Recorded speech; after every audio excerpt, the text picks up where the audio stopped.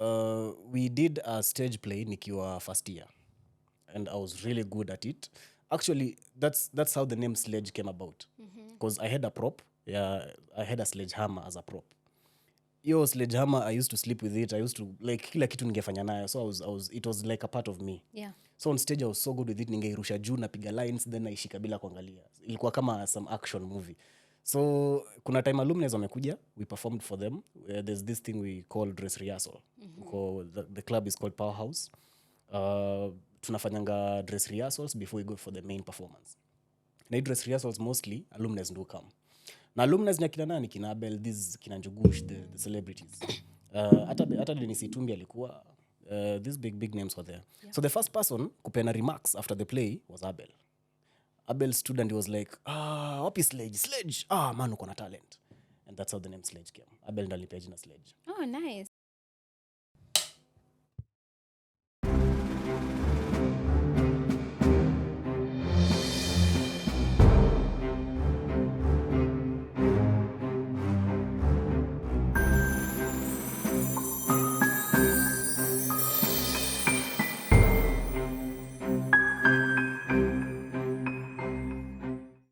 Hello, everyone, and welcome to the WeCrew podcast.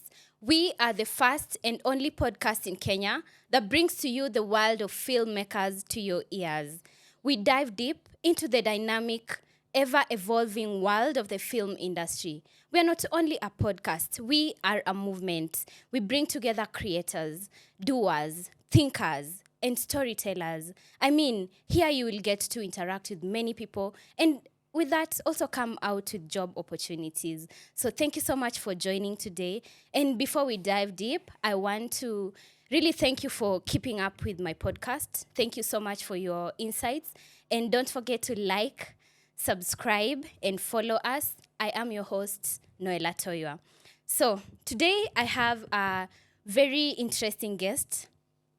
He is the mastermind of editing. He has done so many productions, especially working on the pre-production stage. He has worked with the Philip production. He has done amazing work with Ruben Odanga in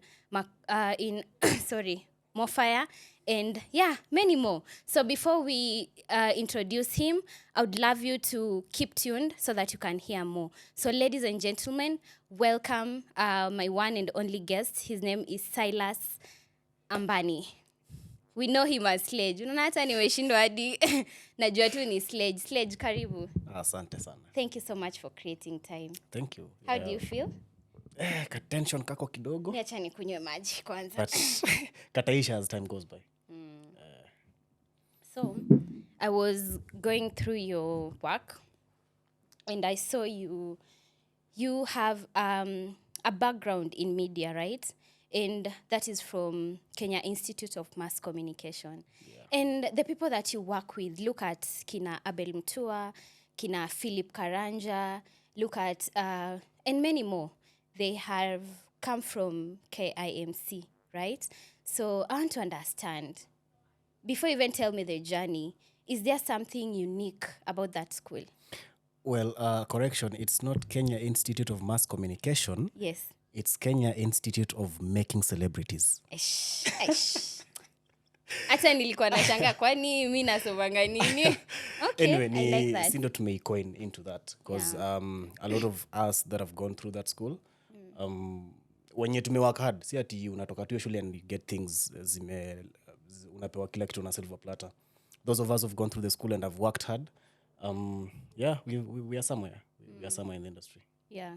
So tell us the journey, the journey that you've had, especially as in your personal development, and also your experience from the school. How did it nurture you to become who you are right now? Well, my journey goes back to, first of all, I come from a very sporty family. I sometimes play football at Asaizi whenever I can. I've had cousins play for Harambee Stars. When you mentioned the name Ambani in the football history of the country, we have names there. Yes. I have cousins playing abroad in Europe, but me nilitoka different. Yeah. We used to play grow up. At the same time, nilikuwa napenda kumimik watu sana. So that's where kuna time a new teacher was brought to our primary school. Akaleta hizi ma theater, ma stage plays, and I was a better female actor than the girls that were there back then. Because you mimic. Nilifanya a female role na tulikuwa mixed school, kulikuwa na madem. That's where my journey began, acting. I didn't know it could be a career. Sikujua. I enjoyed acting while in primary. Then back then nikaanza kuwatch these movies. Kenya back then we weren't doing much. Ama kama zilikuwa zinafanywa, zilikuwa zinalala kwa shelf za producer. So I got introduced to Tanzanian filmmaking. So there's this guy called Steven Kanumba, may his soul rest in peace. And alifanya nika fall in love na film. Nikajiambia one day, actually nilikuwa nimejiambia one day I would like to work with him. So fast forward, nikaenda high school, joined drama. I didn't join football. Why? Ili disappoint. Actually cousin wangu ndo alikuwa captain of football hiyo chuo. So everyone thought nita join football, but then I ended up joining drama. Yeah, the journey high school ilikuwa fiti. Nikashinda ma best actors huko, ma drama nationals, best actor awards kadhaa. And then UNICEF came, the gava ika-introduce kitu inaitwa UNICEF. Actually a lot of household names in the industry go through that your program ya UNICEF. Hata Daudi Anguka we were with him in UNICEF. So walikuwa wanachagua from each discipline, that's football, rugby, drama and music. Walikuwa wanachoose 10 students wenye bado wako shule kuparticipate, because the program was primarily for those who finished high school but hawajajoin campo bado. How did you get to know it, the program? Our school, I was in Kakamega School. Kakamega School was a center for Western, for UNICEF. So all the students wenye walikuwa wamaliza high school but hawajajoin, that's back when ulikuwa unamaliza high school, unakaa mwaka mmoja na nusu ama 1 year 9 months, 2 years, 2 years ndo unajoin campo. So the government waliangalia wakaona now that walitoa mambo ya NYS, juu enzi za Moi nasikia NYS ilikuwa mandatory, wakasema wa introduce UNICEF, they try introduce people to nurture their talents. So I was lucky enough to be among the 10 people nikiwa form 1 wenye waliselectiwa to undertake that program at UNICEF. So yeah, that's when I was introduced to film. We were tutored and mentored by a guy called Jared Mudanya. I still talk to him up to date. Actually hata juzi nimekuwa Ushago and I met him, tukapiga story kidogo. Yeah, he introduced me to filming, he introduced me to editing. Akaniangalia akaniambia, "We Silus, nikikuangalia unaweza kuwa editor." Yeah. Hii mambo ingine acha kidogo. You are keen to details. You have a keen eye to details, unapenda storytelling, and that's all an editor needs. Sasa kitu tawakia tu ni patience, because an editor lazima kuwa patient. Yeah, so that's where my journey began. Nikamaliza high school, nikaingia KU kidogo, nikatoka huko ndo nikaenda Kenya Institute of Making Celebrities. Hey, kwanza why did you get out of KU? Because sometimes I see also great people in theater, they come from Kenyatta University. So I would really love to know what are the dynamics there and why would you change? I always listen to my gut, and when I joined, when time nilingia KU, I felt out of place, so I just left. Sina any other explanation. I just left because I felt out of place. Nilifeel tu this is not for me. How could you feel? Sikuifeel kabisa. Okay. Then and KMC wakagundua, because a lot of people from Kakamega High School of Drama walikuwa wanaenda KMC, most of them. Kama si KU, KMC. So I have a close friend who KMC anaitwa Dickens. When alisikia nimetoka KU, that's how I go to KMC. Okay. Yeah. And KMC, did you get to KU with free? You see this government sponsored? Actually, KU was a scholarship. So niliacha scholarship kwenda kulipa school fees kwa KMC. Yeah. Okay. It really takes much. Yeah, so when you get to KMC, you meet Kina Abel, Wade. How did you get to meet them and ideally just get to work with them till today? Now, I still am a really good actor. Hopefully nitarudi mbele ya screen soon. Nilitake a break from mbele ya screen for a while. We did a stage play nikiwa first year, and I was really good at it. Actually, that's how the name Sledge came about. Because I had a prop. Yeah, I had a sledgehammer as a prop. Yo, sledgehammer, I used to sleep with it. I used to, like, kila kitu ningefanya nayo. So it was like a part of me. Yeah. So on stage I was so good with it. Ningeirusha juu, napiga lines, then naishika bila kuangalia. Ilikuwa kama some action movie. So kuna time alumni wamekuja, we performed for them. There's this thing we call dress rehearsal. The club is called Powerhouse. Tunafanyanga dress rehearsals before we go for the main performance. Na dress rehearsals mostly alumni do come. Na alumni ni akina nani, kina Abel, this kina Njugush, the celebrities. Hata Dennis Itumbi alikuwa, these big names were there. Yeah. So the first person kupena remarks after the play was Abel. Abel stood and he was like, wapi Sledge, man uko na talent. And that's how the name Sledge came. Abel ndo alipea jina Sledge. Oh, nice. Hiyo time nilikuwa na kabambe. After hapo, after the remarks and everything, people are socializing, everyone was going to ask for photos and pictures. Hiyo time is hata sikuwa nasema hata kupiga picha for starters. So Abel akanotice watu wanapiga mapicha, but huyu boy amekfiti. Ana shughuli ya mapicha ako tu huko, akaniita akanizeo ni aje, mbona utaki mapicha? Akamwambia mimi hata nikapiga hii picha itanisaidia, sina hata Instagram ya kupost, sina hata simu ya kupiga hiyo picha. Akamwambia wewe fanya hivi, nisaidie namba yako. Akaniambia bro, kwambia ukweli nikupe namba yangu, hatutaiongea, wewe nipe yako. So mimi nikapatia Bell yangu. For 2 years I never had anything from him until one day life ilikuwa imenipiga kiboko Nairobi. Nilikuwa actually nimeomba 700 kwa beshte yangu. Nilikuwa nataka kwenda pale bus station nichukue msamaria mwema nirudi Kakamega. Then at 1 in the morning, saa 7 za usiku, simu yangu ilikuwa imezima. Nikaiwasha kuangalia ati nione ni saa ngapi. Nikaona I tried calling you za namba fulani kama 4. Hata sikuwa nimecall back, akapiga mimi. Kumbe pia pande yake alipata you tried to call me but I was not available. Akanicall hiyo saa 7 za usiku. Kasikia hey champ, ni aje? Ni Abel mtu hapa, unanikumbuka? Sanga unajiintroduce aje? Nani akujui?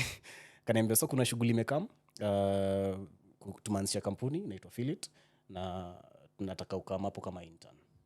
And that's how nilirudisha hiyo jamaa punch, nikabaki na so mbili. Nice. Nikaanza kutumia, that's why my journey began with them. Yeah, and I've seen you've worked with them for the longest time. 9 years now. You still work with them? Yeah. Okay. What's the different thing Filit is doing that other people are not doing, especially in their, because you look at it, editing is one thing that really brings out the video, that is the movie, the whatever it's supposed to be brought out. What is this one thing that you have cracked in that production company that other editors are not really aware of? Now, I did my research when I started taking editing seriously. Nikajiuliza, how come Kenyan movies and shows, watu wakiwatch wanna feel ish. Like back then, the audience, the Kenyans were not appreciative of the Kenyan content kama saizi. Saizi bethe, saizi wa Kenya wanapenda content yetu. But so long as ni kitu mzuri wanapenda. Kitu mbaya watakubash, utaona noma. So I did my research, then I came to realize most editors just edit for the sake of editing. Hawajui hawaelewi director anafikiria nini, hawajui writer alikuwa anataka kuachieve nini, director anataka kuachieve nini, camera person anataka kuachieve nini. Also you can't blame them cause back then ilikuanga when you producer uko na writers wako, uko na show yako, wataandika script, uende ushoot, umalize kushoot, after umeshoot unanicall, Sledge ni aje, kuna kitu nimeshoot hapa nataka kunieditie. So na come in without knowing where the story is coming from, where it's going, and story is king. Stories is everything. So I think what has helped me first niko na background ya hiyo drama, background ya storytelling. I'm a storyteller first. Hiyo ndio kitu imenisaidia. Also I'm a writer na director pia. So when you put all those together, I know what I am looking for. But I had a meeting, many meetings na kina Phil, nikiwaambia tukiulizana tunaweza saidiana aje. Then we realized you need to start involving the editor as soon as the writing is done. Before shoot ianze, start involving the editor. Yeah, so that's what we cracked. Juu productions zilikuwa zinakam, pre-production napigiwa naitwa. Nenda script read through, niko hapo nasoma script nao. Tukipanga mambo ya shortlist, niko hapo nao tunapanga shortlist. Tunaongea na DOP, tunajua unafikiriaje hizi shots zitakaaje, naongea na Phil as the director, na ananiambia vision yake. Napatana na writer kama ni Abel ama kuna writer mwingine, tunakaa chini tunabonga, ananiambia alikuwa anafikiria nini akiandika hiyo story, anataka kuachieve nini. So when you put all those pieces together, even in pre-production pia, I like watching the actors read the lines before anze kuact. And if there's an actors workshop, I as the editor like attending those workshops as well, just to observe the actors, because after all, those are the faces of the show. Yeah. If I don't get it right with them, the show will flop. Yeah. The film will flop. So yeah, basically ukipiece together all those things za pre-production, then on set pia wakishoot mi huenda upiece together all those. By the time inanikujia kwa bench, editing tunapenda kuita bench. Yeah. By the time inanikujia kwa bench, najua kila kitu. I know what I need to do. I know which shot fits where. Like the editing becomes so seamless and the storytelling inakuwa top notch. Yeah, because most of the people I've had from, look at Ruben Odanga, you've done with him Mo-Faya. Yeah. The storytelling was amazing, and storytelling comes to even the editing part, right? And you telling us that you involve yourself from the start, from the beginning, so that you're able to understand the director's vision. But again, before you even got to understand that every film is about a story, tell us, how did you shift from Acting to editing? Yeah. Mi napenda film in, actually there's nothing I haven't done on set. I've done literally everything. I've been best boy on set, ule wako kunja cables on set. I've edited, I've directed, I've done camera, like I've literally done everything. And I felt after doing everything, actually hata watu wanataka kuingia kwa industry, mi wa advise, mi nawambianga saizi try everything. Then you'll figure out. How long does this everything take? Like, how long should I take to see if I really want to be just a like, best? So you do different projects. For every project you do a different role. Utafeel tu yuko more comfortable nayo. Utafeel tu man, nikikufanya continuity kuna venye na mess sana, kuna vitu zinanipita juu skwangi yuko, but nikifanya camera I feel at home, na feel fiti nikiangalia camera na actors wakiwa. Yeah, so you try different roles on different projects while starting.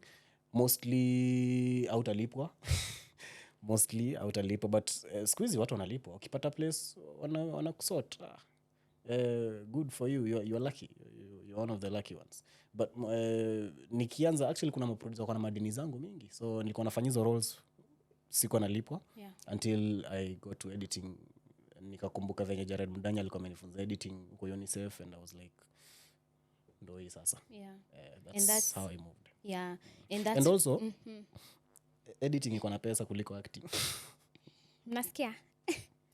Well, for acting you need to be a household, but when you are starting, someone who's starting as an editor and someone who's starting as an actor, pay yao si same. Okay.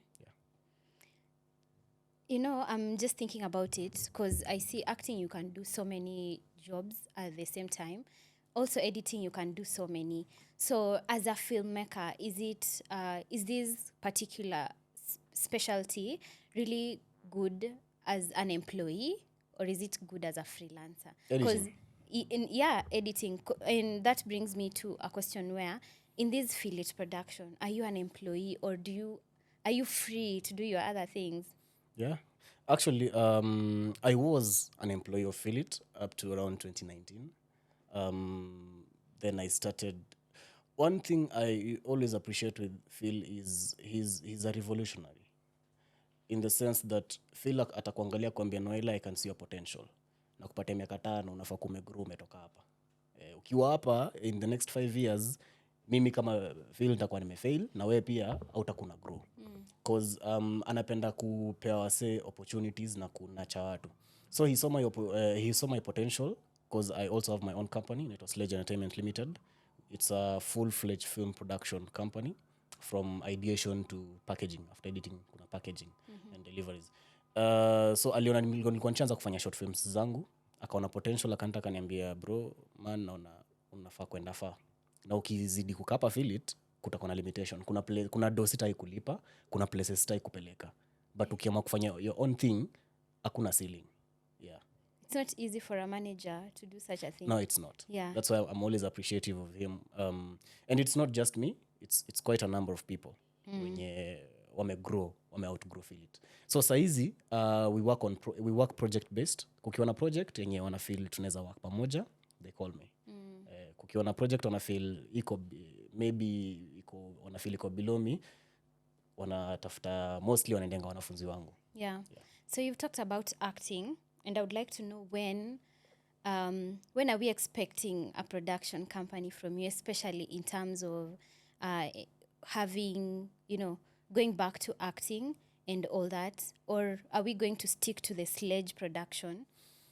Well, the production company ndo hiyo Sledge Yeah. Entertainment Limited, it's already there, it's operational. I have quite a number of short films and there are some projects coming zenye siezi ongelea saizi until nikwe sure nisha shoot and everything.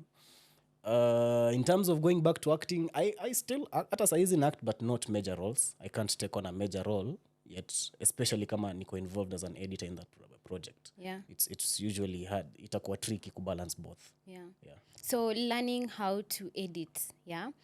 How easy is it? Because I believe it takes time and all that. How did you just learn? And then during this waiting period, waiting for maybe Abel to call you, were you practicing it or did you just relax? That period, the 2 years that I was still in school though, because akinipigia nilikuwa naingia third year, nilikuwa natoka second year kuingia third year. So it was almost 2 years exactly, almost 1 year and some months, almost 2 years. Your time I didn't have the resources to practice. I didn't have anything to, so your time nilikuwa na focus na acting mostly. Your time nilikuwa actually hata Abel akiniita, I didn't go as an editor. Hata wakujua mimi na editor. I didn't know. So tukishoot their first project was Ulabadu. Tukishoot ndo tukiwa set, nilikuwa naguzia film na Abel, wasema unajua mimi ni editor, wanacheka wananiambia wewe unajua kuedit gani wewe nini unatuambia wewe.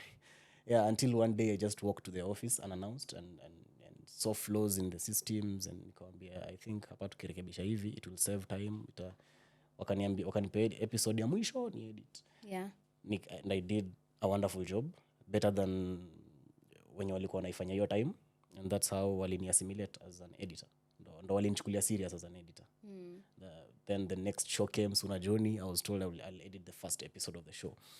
There's always something with the first director of any show, the first edit of any show, because you guys are setting the tone for the whole show. Yeah. So it was a real honor. I edited the first episode of Suna Journey. Yeah. Okay. Let's talk about Mo-Faya. So Mo-Faya is on Netflix, and most people resonate with it because it actually tells a real story that we are experiencing out here. And was there any, when you are editing it, of course you're saying your story, it's a story you like formed and you thought about editing it. So is it something you have ever experienced or come through that helped you to have the best flow of the idea? I think for Mo-Faya, I had a lot of meetings with Ruben Odanga. We even had a session where we were just watching inspirations. Like we were watching shows from South Africa, Hollywood. He was telling me about the vision he has for the show and how he'd like the show to feel, the pacing of the show. So I had an idea of almost everything before I went to the edit. Also, I had read the scripts, so I knew the story. Considering my background in film, having done pretty much everything on set, with my acting background, with my directing background, with my writing background, when I got the footage, editing haikuwa that hard. It like coming up with a coherent story, a coherent narrative was pretty easy for me. It wasn't that hard. So the difference between now editing a film and other things, for example, reels and so on, what is it that you look into differently when you're editing other things? Reels don't have stories, though nowadays there are people who create reels with stories, but most reels ni spectacles. Reels ni how well can you use effects, how well can you use transitions to make that, because it's a short content. It should be catchy for someone to watch the whole of it. Yeah. So the difference is mostly reel, kuna zenye ziko na script, but most reels ni to shoot hapo after ushashoot kila kitu unaanza kuangalia ukiuliza naweza what can I patch with what to make it interesting. Whereas for a film or a TV series, there's a direction where everything is going. There's a specific story, there's a storyline, kuna specific actors, every actor has their own arc. There's a flow yenye unafuata. that's the difference. Don't you feel like like okay, in reels sometimes people use AI to just blend things. Now in editing for films, don't you feel AI would take your space? No, Why? it won't take my space. It will enhance my output, but it won't take my space. Actually, the movie there's this I've forgotten the name. It's on Netflix. They've used like a lot of shots have used AI. I think what AI is doing is cutting budget on CGI or the computer generated images. Like you want to shoot in a stadium and you can't afford a stadium, you can just shoot here and AI will generate a stadium for you and put everything. So they used real actors, but used AI mostly to create the background. So I don't think AI will get me out of my work. It will enhance my output. I just need to learn how to incorporate AI into my editing. Okay, you're not incorporating it at the moment. I am, but AI is always evolving. Each day you find there's a new thing about AI. Yeah. You find AI can do a new thing each day. Yeah, I'd really love to know more about AI in editing because, some people like us, we just need AI. Editing is not easy. So, yeah. So, like, for example, recently I've been trying to cut my clips, for this podcast. And I'm thinking, which apps or how do I do it best? Because most of them, they reduce the quality and all that. And probably if we get an app or a way we can be able to edit easier for people who are not editors, so it would be really nice. I think the editing softwares like Premiere Pro, DaVinci, Final Cut X, they're including AI in their software. There's an interface on Premiere Pro, Adobe Premiere Pro, for AI. There's an interface for each and every software. They're including AI in there because everyone knows AI is taking over. Yeah, AI is taking over. So it's either you shape up or ship out. Yes, you actually have to work together. So yeah, we talk about Philly is in Thika Road, right? I believe so. So when I look at most filmmakers, they prefer staying in Thika Road. If I'm not wrong, I'm sure you also stay in Thika Road. Maybe I don't even know, but I believe so. Yeah. So I'm wondering, what is this special thing about, let's say, Ruiru or Roysambu, that most filmmakers really get to stay there? I'm asking this because I was recently talking to a friend of mine, and he stays in uko nini inaitwaje? Kitengela. And he was telling me, I want to move where? To Thika Road. Why? Because it's more convenient for filmmaking. And I'm wondering, what is this exactly? Well, I can't speak for others. I can only speak for myself. The reason I moved to Thika Road is because Philip gave me my first opportunity, my first big breakthrough. I had worked with other productions, like I was in Mshamba, it was on KTN, I was in Papa Shirandula. I was in Inspector Mwala for a minute. But Philip gave me my first regular job. So I moved to Thika Road because Philip is based in Thika Road, on Thika Road. So I wanted to be close to work. Yeah, because I was an employee for Philip for like 3 years. Yeah, so that's the reason I moved to Thika. About the other filmmakers, I really can't speak for them. Yeah. So there's nothing about a good environment for shooting. Philip is in Thika Road. There's another production house in Westlands, Peponi. There's another in Karen. It depends with you as the owner of the production company and what works for you. Yeah. Yeah. Okay. All right. So maybe you can tell us your upcoming projects where young people who are watching would love to join and how they can also be part of your company to support in 1, 2, 3 things. Well, one thing I really love doing is mentoring the young ones. Well, I'm not old, some of the young ones. I'm still a baby boy. I like mentoring the young ones who are coming into the industry.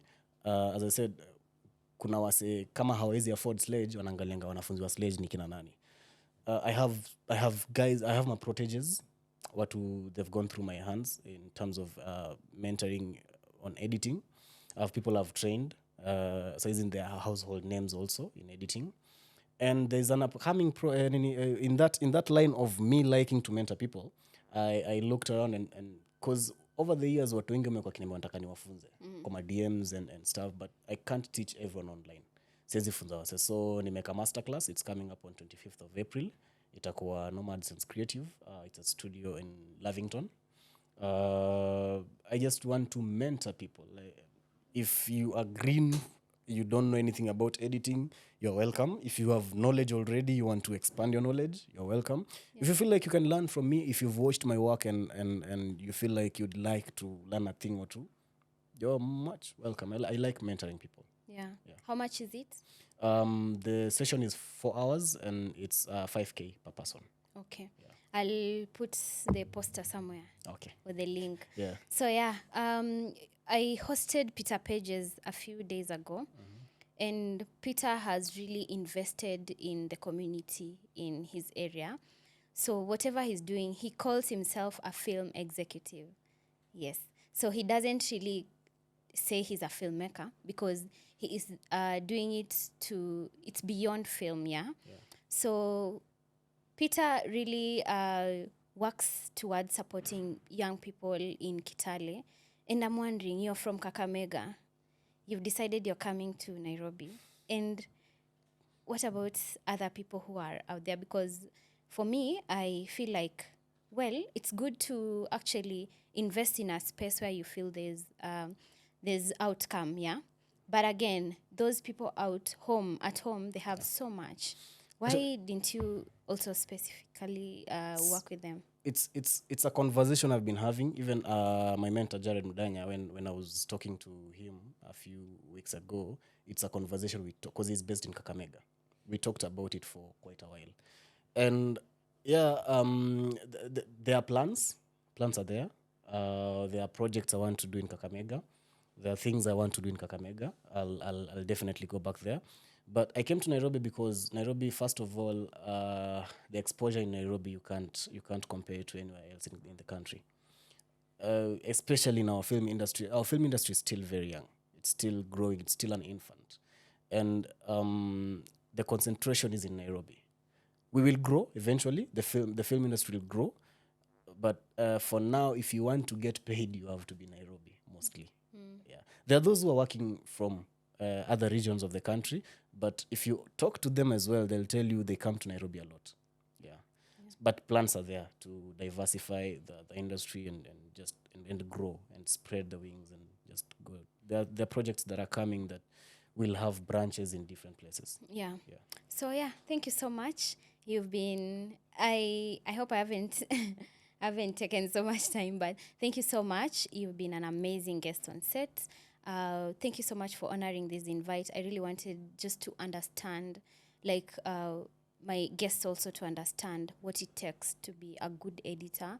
And as we finish, I would like you to just give us 5 tips that someone could learn from to be a good, different kind of editor so that they can stand out in their work. All right. 5 tips. The first one, you have to put in the work. The first tip is you have to work.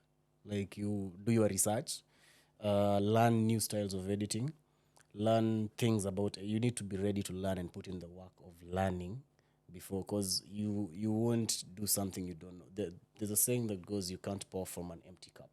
You have to fill your cup first before pouring to others. So you have to learn first the knowledge.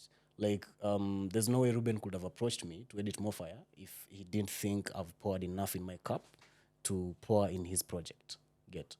So the first, you have to put in the work. The second, you have to stay disciplined. Yeah, you really do have to stay disciplined and you stay on your course. You have to understand why you're doing whatever you're doing and stay on that course. Yeah. The third one, now, once you've poured in the cup and you are disciplined, now you are in a position to edit. You need to know how to handle clients. So you need to be reliable. You need to be reliable. You need to be efficient. That's the fourth one. Reliable is the third one. Efficient is the fourth one. I'll give 6. The fifth one, you need to work on your pace as an editor, because mostly I'd say kuna jobs me get juu I'm a fast editor. wanaangalia wanasema timeline yao ni kidogo, nani anaweza deliver in this timeline? Sledge. That's how I get some of my jobs. You ni work on your pace. Then the last one ni communication. You need to know how to communicate. Yeah. There's some people when for example, you've given me a project, I'm working on your project for the next 2 weeks, sipatikani. Then another producer akuje na sitaki kutupa hiyo do. Mwambie leta nitakueditia. Na yeye pia nataka dimuedit in 2 weeks. You get I'm over promising like nitakupatia in 2 weeks, pia nitampatia in 2 weeks, pia nitampatia in 2 weeks. Haiwezi work. So you need to be able to communicate and be open na uambie hii kazi yako sitakuleta in 2 weeks, nitakuleta in a month. Ama sasa nimeshikana, ukingoja sawa. Kama uko na time unaweza ngoja, tutafanya. Kama huna time ni tuangalie options zingine, nikutafutia msemo mwingine ama. So yeah, communication is very important because watu hufanyia mistakes sana. Some guys out there wanachukua job, wanakuambia leo ni Thursday, next week Wednesday utakuwa na edit yako. Wednesday inafika anazima simu. Fundi.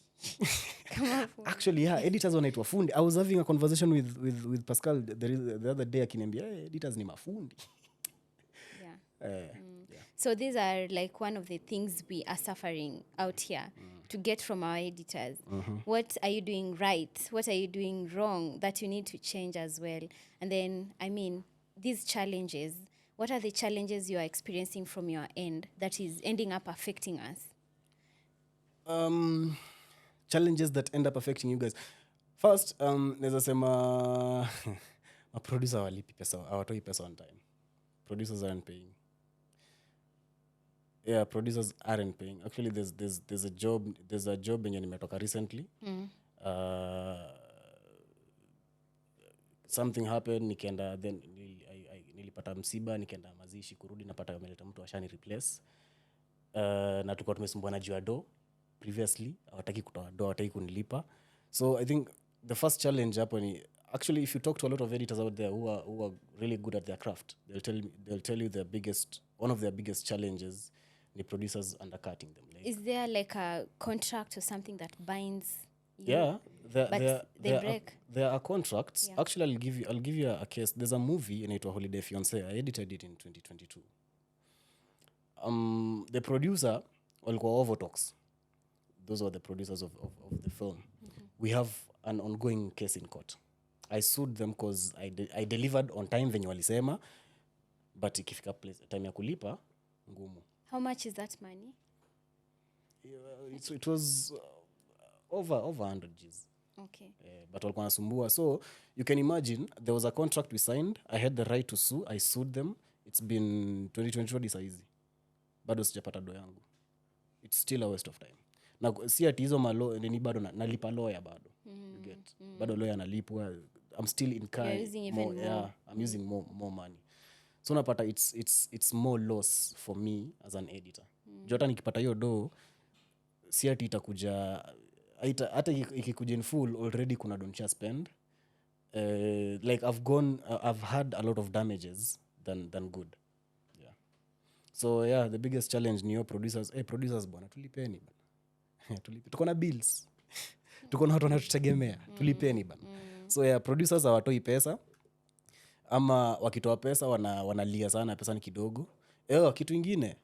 Though you najua it's all business, but it's really unfair for me as a producer to say I'm paying Noella, my editor, 500k to my whatevers, alafu nakuja nakupatia 20k. Where? It's really unfair. Yeah, that's really unfair. And now it's not just the editors. I came to realize it's everyone in the industry. That's one way producers are making money out there. Because wanaendea the broadcasters, the maisha the Showmax, Netflix and shit, wanaenda wana quote huko pesa crazy, wanapewa hiyo do, wanakuja wanalipa watu peanuts. it's not right. Yeah, si fair. Yeah. Pole. I think most of my challenges ni financial. Yeah. Because I've built my craft, I've invested in my craft, in my skills to a point. I don't think there are challenges when it comes to my editing. Yeah, mistakes will happen. Hakuna mtu afanyangi mistakes. Mistakes will always be there. But there's a way I can maneuver my mistakes. Yeah. So these challenges, have they made you work with specific production companies? Yeah, kuna watu siwezi work nao. Kuna watu bedhi ukinitaja jina kwambia sika ubaya but z wakiniambia ni refer mse z juu nikirifa mtu nikikupeleka mahali then uende ufanywe mbaya ni mimi utakuja kulilia. Utaambia Sledge mazuli nipeleka huku but wananifanya mbaya. So kuna production houses mimi siwezi work nazo at all. So your issues, where do you send them to? Is there a union? We are trying. There's AFEC. AFEC is Association of Film Editors in Kenya. It's still starting. We're still, the constitution, hata sidhani tumemaliza kuunda constitution bado. It's still there. We've come up with a red card yenye maproducer wanaogopa sana because we looked at what other industries are getting paid. We looked at the revenues our industry is raking in and felt this is what we deserve as editors. So kuna red card ilitengenezwa yenye maproducer wanapigana nayo sana. Hawaitaki kabisa. So yeah, there's a guild, there's AFEC, but it's still coming up. Hatujafika point tunaweza sema I'm going to report to AFEC kuambia producer so and so wamekatalia do yangu na waende. Maybe in the next few months tutafika hapo. Yeah. But it's a start. It's a progress. It's progress, yeah. Yeah. So yeah, before we finish, I'd like you to let my audience know where they can find you. And how can they reach out to you? Because most of people who are watching, they are aspiring editors. Yeah. Some of them are stuck in their career areas. They just feel like, I did nothing and that's everything. How can you encourage them? And where can they find you? And are there opportunities you can actually share with them? Opportunities are always there. You just need to be on the lookout. Saizi kila kitu, social media has made the world to be a small village. We are all connected. Follow the right people. Consume the right content. Usifollow mtu wako na mafans pekee na unataka kumake it kwa the film industry. Huyo mtu atashinda akipost hapo akikwambia uende usubscribe huko kwa nini umpe pesa ndo uone kidole ya mguu. Really? Kusaidi. So hao ni wase, like if you want to be an editor, follow people you feel, follow producers wenye una feel hao ni watu nikiongelesha wanaweza nipea job.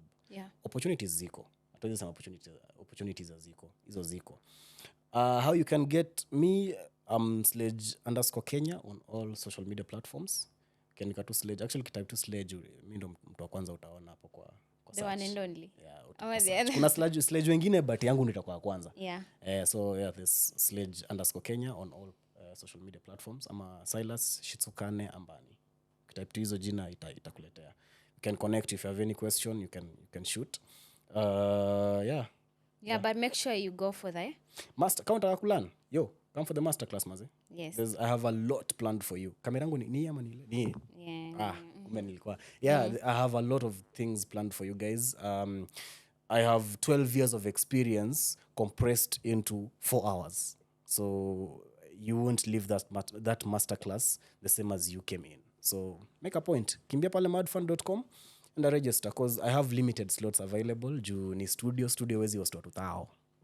For sure. Yeah. So yeah, thank you so much. We were finished sijui sangapi and I've done the thing, but it's nice. Yeah. Anyway, thank you so much for joining. I'm really encouraged that we can have post-production as well, team here. They tell us what they're doing, how we should also learn and do our own things, you know. So thank you very much for joining. I can't wait for the masterclass. I would actually come to that masterclass. Karibu. Usiponiona uniseme hapa. Karibu. Sawa. So thank you very much. And guys, thank you so much for joining. I hope you've learned several things in this episode. I pray and hope that you're going to do your best to be an amazing person in changing lives, in also creating, a future for yourself. So thank you so much for joining. I have been your host, Noela Toyoa. And before we lock out, and to ask you to please like, subscribe, and follow us on our YouTube and Instagram, the WeCrew podcast, because, ni makosa sana una watch na uja subscribe. Surely. Look at you. Bring the camera. Anyway, thank you very much. Have a good time. Bye.